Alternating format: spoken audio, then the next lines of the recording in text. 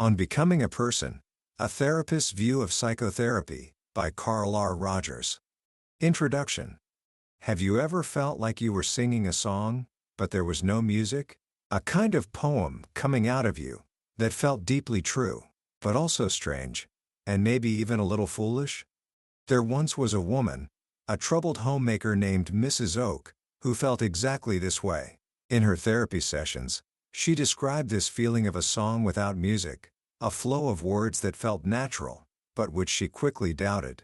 Maybe you're just making music, a doubtful voice in her head would whisper. She felt caught between a part of her that wanted to be a whole, real person and another part that told her she was just being chaotic in a chaotic world.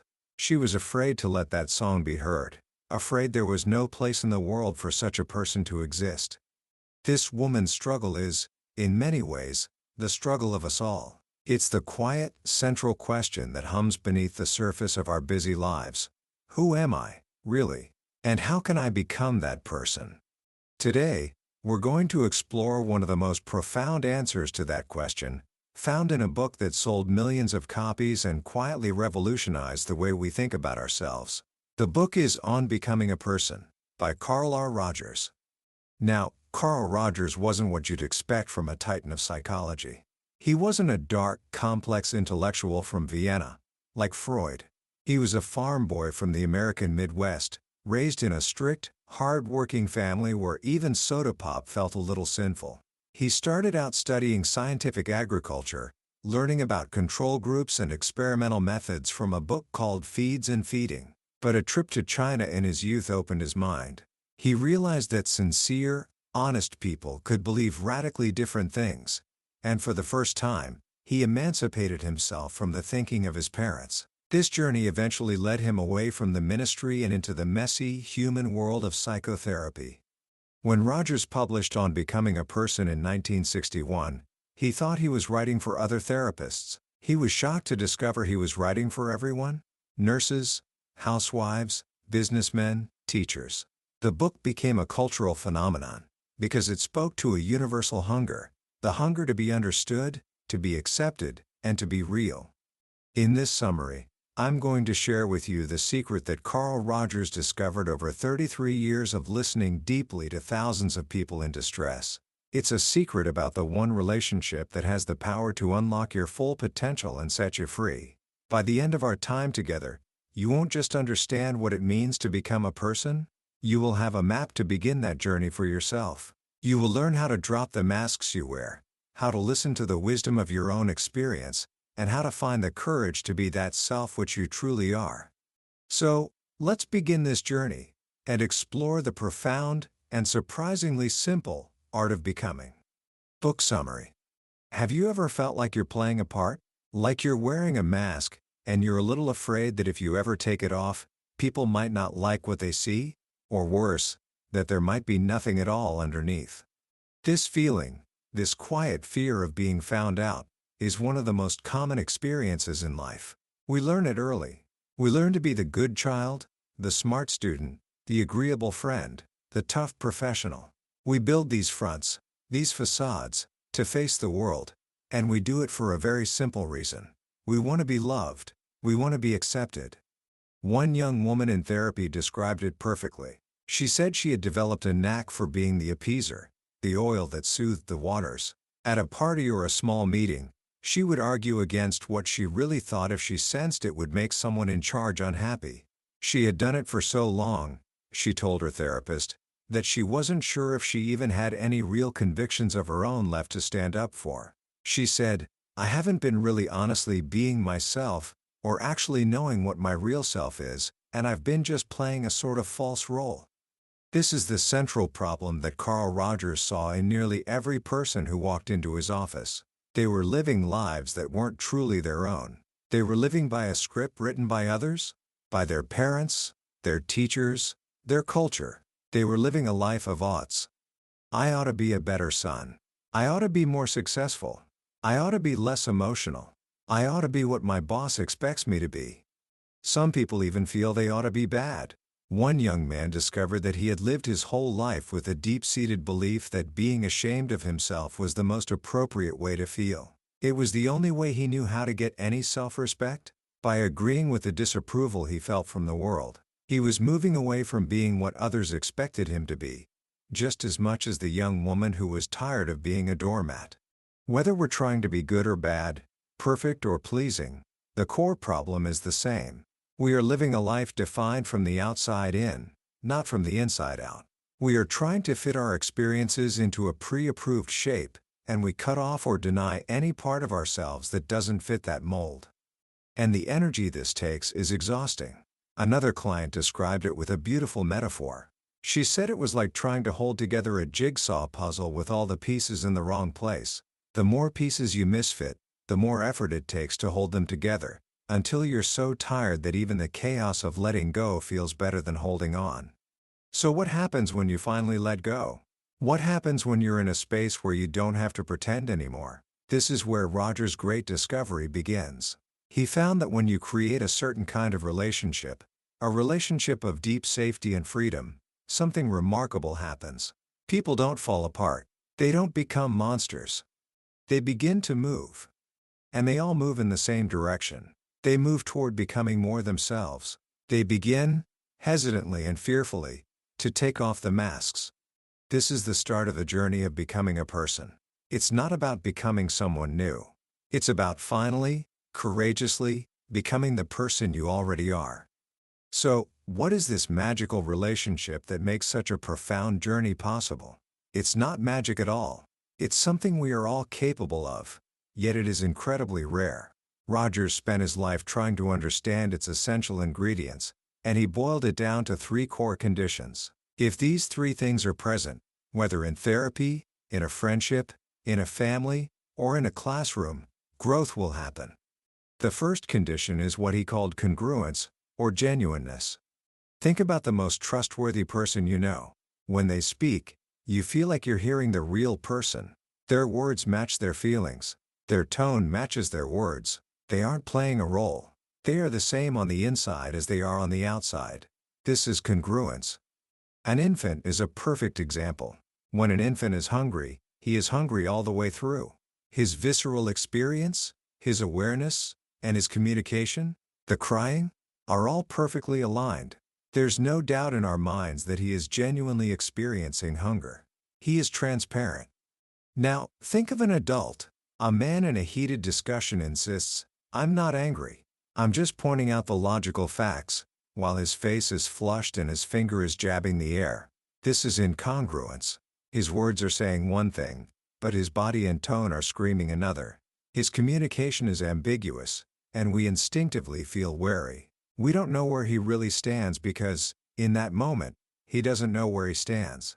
He is hiding his anger even from himself. For a therapist, or for anyone in a helping relationship, being congruent means being real. It means you are aware of your own feelings and you are willing to be them in the relationship. You're not hiding behind a professional facade of the expert or the doctor. If you feel bored, you're aware you feel bored. If you feel warmth, you feel it. If you feel annoyed, you accept that feeling in yourself. Rogers found that this genuineness is the first and most important condition, because only by providing the genuine reality that is in you, can the other person successfully seek for the reality in them. You can't ask someone to take off their mask if you're still wearing yours. The second condition is unconditional positive regard, or acceptance. This sounds complicated, but it's one of the simplest and most powerful forces in human existence. It means caring for another person in a way that is not possessive and that doesn't demand anything in return. It's a feeling of "I care for you," not "I care for you if you are this way or that way." It's the kind of acceptance that allows someone to be whatever they are in that moment, confused, fearful, angry, proud, or ashamed.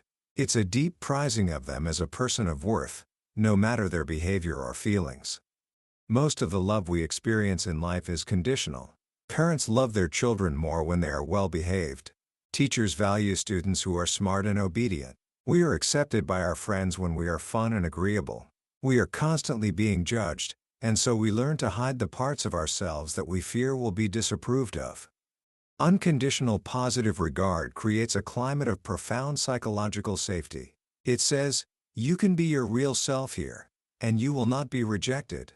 You can show me the feelings you're ashamed of, and I will not turn away. When Mrs. M, the young wife we met earlier, finally confessed her past to her husband, she was terrified he would find her repulsive. Instead, he was understanding. He accepted her. And in that moment of acceptance, she said, "I trust him. I'm not afraid now to tell him those silly little illogical feelings that keep popping into my head." Her husband's acceptance didn't just make her feel better, it allowed her to start accepting herself. It dissolved the barrier she had built between them, and between her and her own experience. This is why acceptance is so transformative. It doesn't mean you have to approve of someone's actions. It means you accept the person behind the actions. It's a willingness for them to be a separate individual, with their own unique feelings. It is a profound way of saying, you are free to be you. The third and final condition is empathic understanding. This is the ability to see the world through the other person's eyes, to sense their private world as if it were your own, but without ever losing the as-if quality. It's not the same as sympathy, which is feeling for someone. Empathy is feeling with someone. It's not about saying, "I understand what's wrong with you" or "I went through the same thing." Those are evaluations from the outside. Empathic understanding is about trying to grasp what the world feels like from the inside. It's about sensing the personal meaning an experience has for them. When someone is angry, it's about sensing the hurt that might lie beneath that anger. When someone is bragging, it's about sensing the insecurity that might be driving it. It's about listening not just to the words, but to the feelings behind the words. Rogers found that this kind of understanding is incredibly rare. Our first reaction to most statements is to judge or evaluate. We think, "That's right," or "That's wrong." "That's foolish," or "That's brilliant." We almost never allow ourselves to simply understand precisely what the meaning of that statement is to the person who is saying it. Why? Because understanding is risky.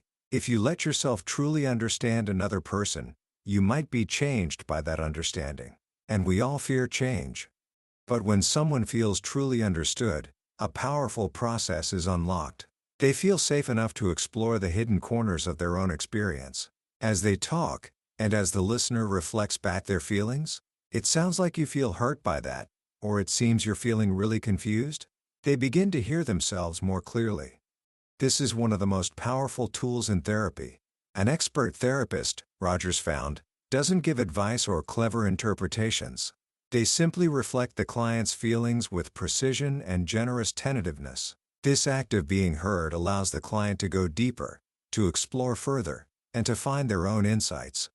So there they are: genuineness, acceptance, and empathy. When these three conditions are present, Rogers believed, constructive personality change will invariably occur. This isn't just a theory, it's a hypothesis that has been tested by decades of research. But what is the process of this change? How does a person move from being a rigid, defensive facade to a fluid, open, authentic person? It's a journey that unfolds in stages, a slow melting of the frozen parts of ourselves. Rogers described this as a continuum, a process of becoming. The journey begins in a state of fixity, a place where feelings are unrecognized and unowned. A person at this stage doesn't communicate about themselves, only about externals. They see their problems as being outside of them. "Disorganization just keeps cropping up in my life," they might say, as if it's a weather pattern they have no control over. They talk about their feelings as if they are past objects. The symptom was depression. Not "I feel depressed," but the symptom. It's a remote, alien thing. At this stage, there's no desire to change, because there's no recognition that the problem is internal. But if this person encounters a relationship where they feel truly received, a slight loosening begins. They might start to talk about themselves as an object. "I try hard to be perfect because I want her to love me." Or they might talk about their self as a reflection of others. "I can feel myself smiling sweetly the way my mother does." Feelings are still described as being in the past, and are often seen as shameful or bad. There's a recognition of contradictions, but not much concern about them. "I want to know things, but I look at the same page for an hour." As the feeling of safety deepens, they enter a new stage. Feelings in the present start to break through, almost against their will. A client might be talking about something else entirely and then suddenly say, "Oh, all right, I don't trust you." There's a growing fear of this immediacy. One client described it as a knot somewhere inside of me. It makes me want to get mad, and cry, and run away. They're getting closer to their real experience, and it's frightening. They begin to question the rigid ways they've seen the world. Another client said, "Humor has been my bulwark all my life. Maybe it's a little out of place in trying to really look at myself." In that moment, he felt the ground shake as one of his core defenses began to crumble. This leads to the next phase, where feelings are expressed much more freely in the present. They bubble up or seep through, in spite of the fear. A client might be talking, and a pained, stricken look comes over her face.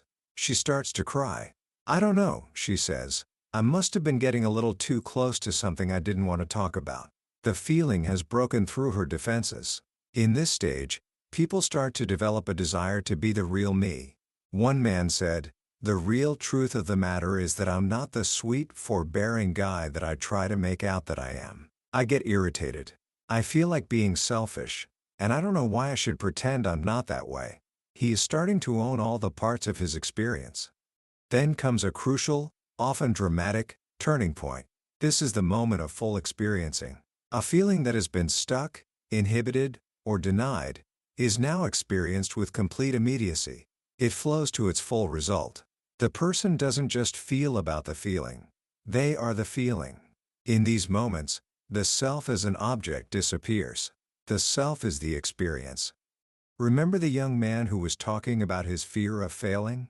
As he explored that feeling, it led him deeper, to a feeling of pleadingness. He found himself putting his hands together as if in prayer.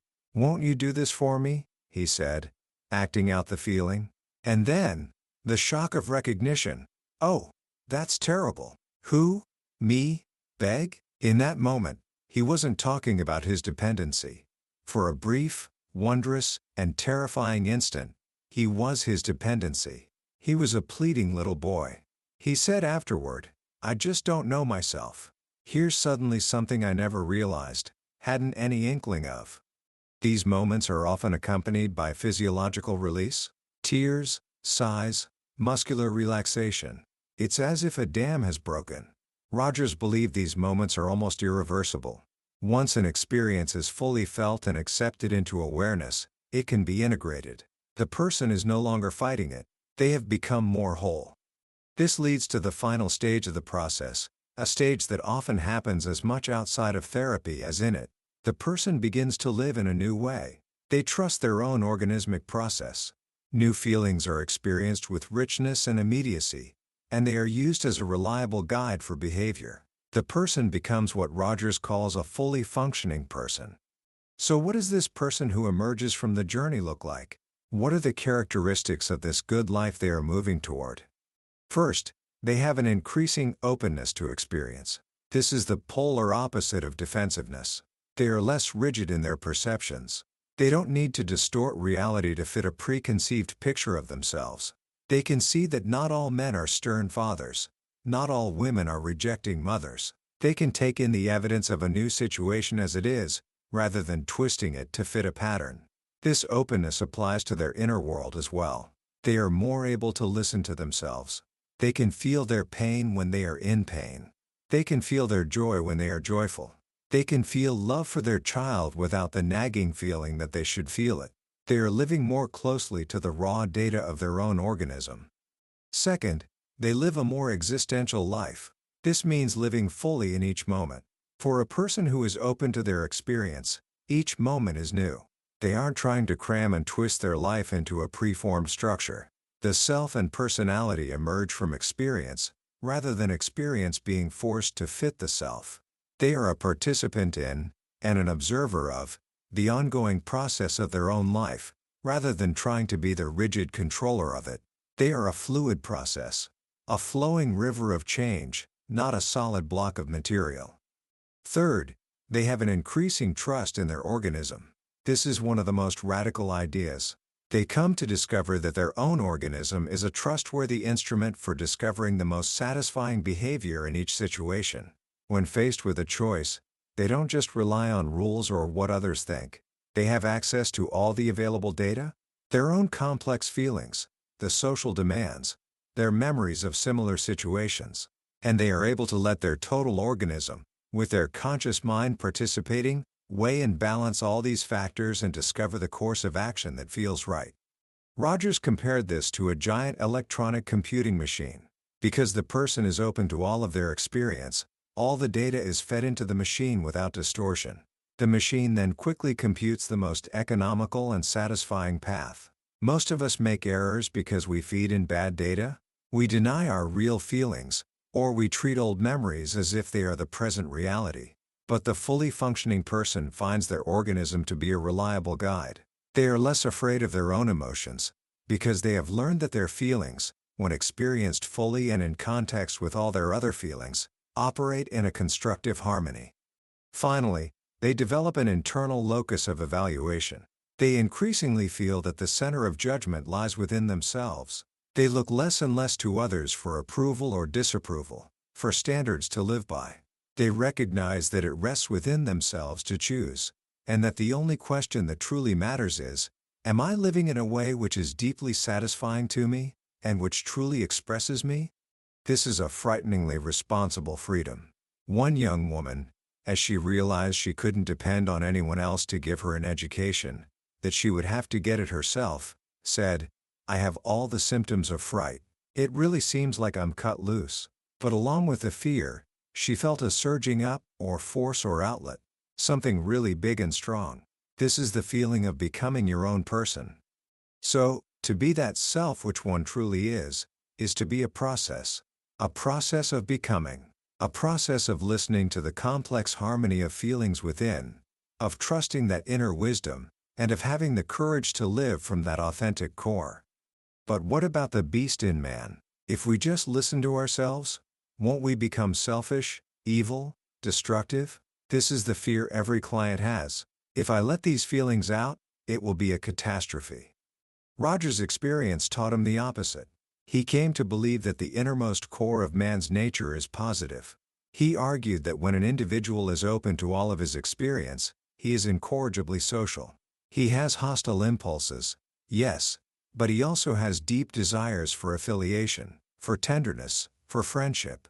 He has selfish desires, but also a sensitive concern for others. When all of these are allowed into awareness, they find a natural, constructive balance.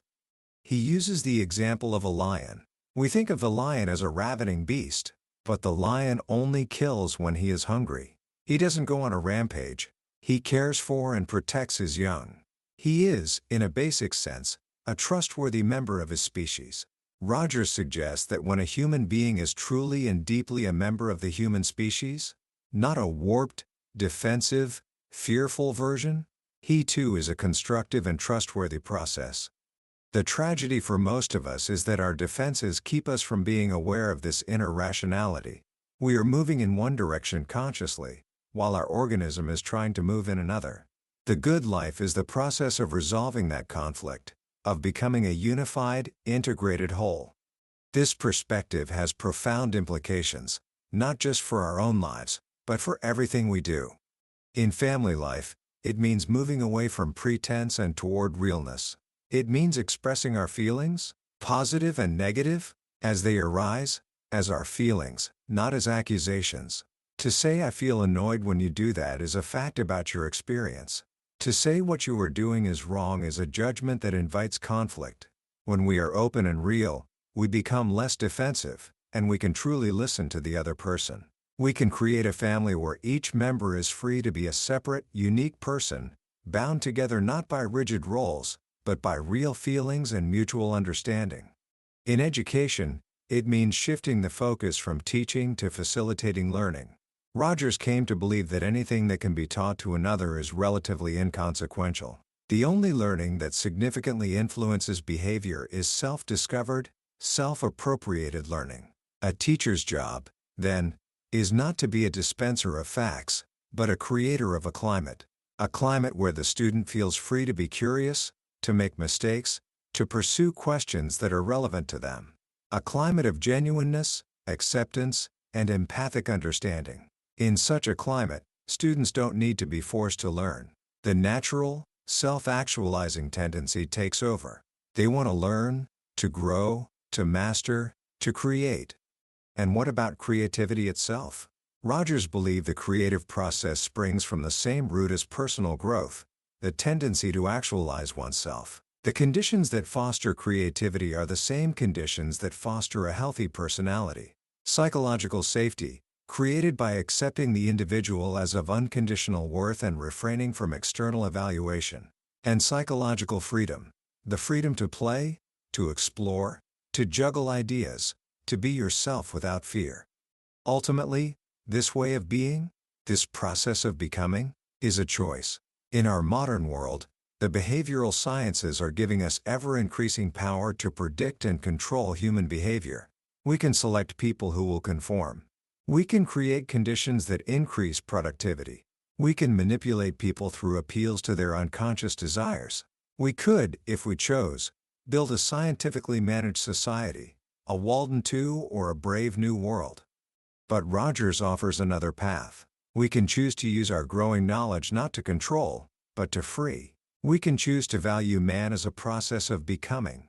We can create the conditions of freedom, and trust that in that freedom, individuals will become more self-responsible, more creative, and more realistically social. This is the great paradox. Science assumes that all behavior is determined by prior causes. Yet our deepest experience as human beings is that of responsible, personal choice. To deny the science is to be closed-minded. But to deny our subjective experience of freedom is, in Rogers' view, equally stultifying.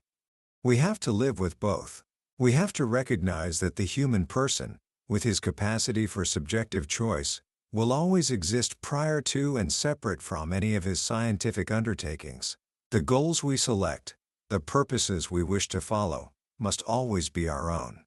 And so we come back to the central question: who are you, really? And how can you become that person? The answer that echoes through all of Carl Rogers' work is this: you don't become that person by striving, or forcing, or following a set of rules. You become that person by creating a space, for yourself and for others, of such safety and acceptance that the person who is already there, behind all the masks and all the oughts, finally has the courage to step out. Commentary.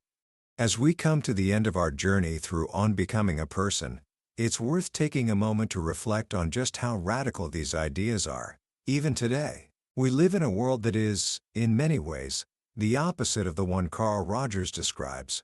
It's a world of external evaluation. Our value is measured in likes, in grades, in job titles, in the approval of others. We are constantly pressured to conform, to present a polished facade, to become an organization man or a brand.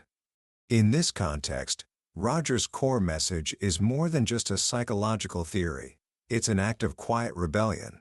The idea that the most important journey is the one inward, that the highest authority is your own experience, and that your deepest nature is trustworthy, this is a profound challenge to the way most of us live. The most powerful and immediately useful takeaway from this book, I believe, is the simple listening experiment Rogers proposes. The next time you're in a disagreement, just stop the discussion and institute this rule. Each person can speak up for himself only after he has first restated the ideas and feelings of the previous speaker accurately, and to that speaker's satisfaction. Try it. You will find it is one of the most difficult things you have ever done. It takes immense courage to truly enter another person's world without judgment, because in doing so, you risk being changed yourself. But if you can do it, you will find the emotion draining out of the argument. The differences will shrink, and what remains will be a real, human connection. You will have created, for a brief moment, the kind of relationship that allows for growth. This is the essence of Rogers' philosophy. The good life is not a destination. It's not a state of being happy or adjusted or fulfilled. It is a process. It is a direction. It is the journey of becoming. It is a life for the courageous, not the faint-hearted, because it involves the stretching and growing of becoming more and more of your potentialities. It means launching yourself fully into the stream of life. The deeply exciting thing about being human, Rogers discovered, is that when we are inwardly free, this is the path we choose. We choose to be real. We choose to grow. We choose to become. That was a summary of On Becoming a Person by Carl R. Rogers. We've explored the central currents of this incredible book today. But I'll be honest with you, a summary is like looking at a map of a beautiful country. The map can show you the landmarks and the general shape of the land, but it can never replace the feeling of walking the paths yourself. The real magic of this book happens in the quiet moments, when a particular story or a simple phrase connects with your own experience in a way you didn't expect. This summary is designed to help you decide if this book is worth your time. If anything we've talked about has resonated with you, I wholeheartedly encourage you to pick up a copy. Reading it isn't just about learning. It's an experience that can genuinely change the way you see yourself and the world around you. You can find a link to the book in the description below. Also, if you found this journey valuable, please take a moment to click that like button and subscribe to the Billionaire's Bookshelf. It tells us that we're on the right track and ensures you won't miss our next exploration into another life-changing book. Let's keep growing together.